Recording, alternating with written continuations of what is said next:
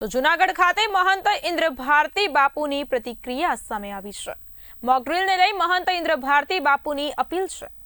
Collector કચેરી ખાતે યોજાઈ હતી બેઠક। આજરોજ રાત્રિના સમયે શહેરમાં થવાનું છે બ્લેકઆઉટ। શહેરીજનો બ્લેકઆઉટનું કરે ચુસ્તપણે પાલન તેવી અપીલ કરી છે ઇન્દ્ર ભારતી બાપુએ। નાપાક પાકિસ્તાનની હરકત સામે ઓપરેશન સિંદૂર બાદ ફરી આજે બ્લેકઆઉટ અને મોક ડ્રીલ યોજાઈ રહી છે। વાહન ચાલકોને વાહનો બંધ કરી સાઈડમાં પાર્ક કરે તેવી અપીલ કરવામાં આવી છે।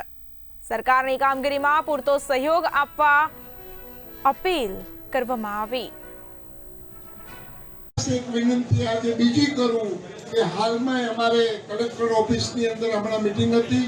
એની અંદર આજે રાતે 8:30 થી 9 અંધારપટ જેને મોકવિલ કહેવામાં આવે છે, તો આજે મોકવિલનું આયોજન છે। તો હરેક ગુજરાતની જનતા તેમજ જૂનાગઢની જનતાને હું ખાસ અપીલ કરું છું કે આજે 8:30 થી 9 કોઈ પણ જાતનું ઘરમાં લાઈટ રાખવી નહીં અને આપણે વાહન લઈ કરી રોડ ઉપર ફરતા હોઈએ તો એ વાહન પણ સાઈડમાં પાર્કિંગ કરી અને ઊભા રાખી દેવા।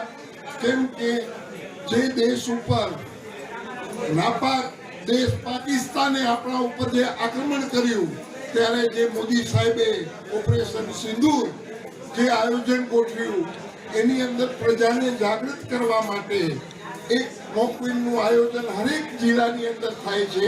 તો આજે જૂનાગઢ જિલ્લામાં છે, તો જૂનાગઢની જનતાને નમ્ર અપીલ કરું છું કે આપણા કલેક્ટર સાહેબના આદેશ મુજબ આપણે એમાં જોડાઈ અને આ સફળતા પ્રાપ્ત થાય એવું આપણે કરવાનું છે। જય હિન્દ, જય ભારત।